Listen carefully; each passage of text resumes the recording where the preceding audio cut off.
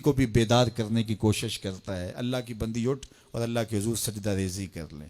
وہ رحمتوں کے بٹنے کے لمحے ہیں، دعاؤں کی قبولیت کی گھڑیاں ہیں، انوار اترتے ہیں ان لمحوں میں، رزق بٹتا ہے ان لمحوں میں۔ تو وہ اٹھتا ہے اور اپنی بیوی کو بھی بیدار کرنے کی کوشش کرتا ہے۔ سارے دن کی تھکی ہوئی خاتون اٹھ نہیں پاتی تو خیر وہ خود وضو کرنے چلا جاتا ہے، لیکن اس کے دل میں بے چینی ہوتی ہے کہ یہ بھی کبھی اٹھ کے اللہ کے حضور سجدہ ریز ہو جائے تو کیسا اچھا لگے۔ یہ سچی محبت کی علامت ہے۔ خیر اسے خیال آتا ہے اور وہ پانی کا چلو ساتھ لیے آتا ہے اور اپنی بیوی کے چہرے پہ چھڑک دیتا ہے اور خود مصلی بچھا کے نماز پڑھنے لگ جاتا ہے۔ بیوی اٹھتی ہے، دیکھتی ہے میرا شوہر نماز میں ہے، تو اسے بھی خیال آتا ہے، اٹھتی ہے جلدی سے، وضو کرتی ہے، مصلی بچھا کے شوہر کے قریب نماز پڑھنے لگ جاتی ہے۔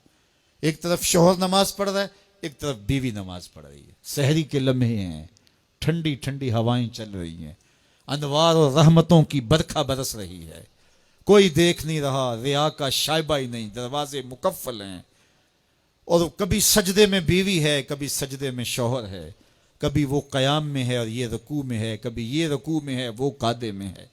دونوں سحری کے وقت اللہ کے حضور سجدہ ریز ہے، میاں بیوی۔ حدیث پاک میں آتا ہے دونوں کو دیکھ کے رب مسکرا رہا ہوتا ہے، اپنی شان کے مطابق اللہ خوش ہو رہا ہوتا ہے کہ میرا بندہ اور میری دہلیز کی باندی کس طرح میرے حضور سجدہ ریز ہیں۔ اور اگر ان کو پتہ چل جائے نا کہ سجدے میں کتنی رحمتیں اتر رہی ہیں، وہ سجدے سے ساری نہ اٹھائیں۔ 5 گانا نماز کا شعار بنا لو زندگی میں، کبھی قضا نہ ہونے پائے، اور اگر اللہ نصیب کرے تو سحری کے سجدے بھی زندگی میں شامل کر لو۔ دیکھنا زندگی کس طرح ٹینشن فری ہوتی ہے۔ آج ہر بندہ کہتا ہے مشکلیں، اور میاں جس وقت مشکلیں ٹلتی ہیں، جس وقت مصیبتیں زائل ہوتی ہیں، وہ لمحے تو سو کے گزار رہا ہوتا ہے۔ صبح اٹھ کے نمازی بھی ٹکریں مار کے جلدی جلدی صبح کا وقت گزارنے کی کوشش کرتے ہیں میرے جیسے نکمے لوگ، لیکن صاحب نہیں، وہ وقت تھوڑا سا دیجئے، اس وقت میں بیٹھیے اور اللہ کے حضور سجدہ ریزیوں کا مزاج بنائیے۔ معراج النبی کا جو خاص تحفہ ہے وہ نماز ہے جو حضور لے کر آئے۔ اور پھر بارگاہ قدس میں جب حضور حاضر ہوئے، اللہ نے اپنے محبوب کو بہت کچھ دیا تھا، 70,000 اسرار تھے، 70,000 رموز، 70,000 حکایات، اور بہت کچھ دیا۔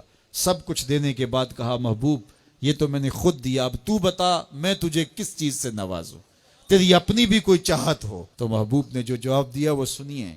ہم ہوتے نہ جانے ہمیں کوئی اختیار دیا جائے تو کیا مانگ لے، کوئی دولت مانگے، کوئی ثروت مانگے، کوئی شہرت مانگے، لیکن ذرا دیکھیے انتخاب دیکھیے حضور کا، اور پھر اشش کیجیے حضور کے انتخاب پہ۔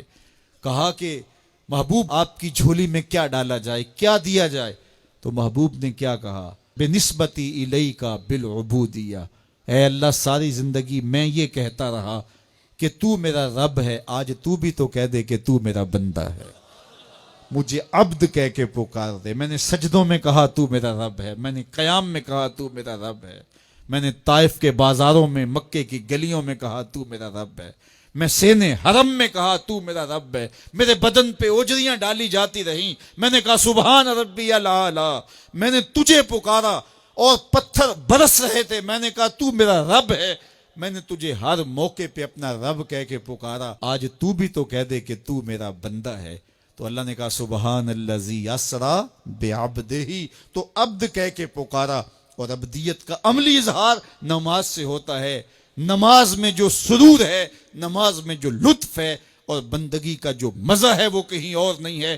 حضرت سیدنا غوث اعظم رضی اللہ تعالیٰ عنہ فرماتے ہیں کہ ولایت میں جو سب سے بڑا مرتبہ ہے جو ولی کو نصیب ہو جاتا ہے، وہ مقام بندگی نصیب ہوتا ہے، وہ عبودیت کا مقام ہے جو بندے کو نصیب ہوتا ہے۔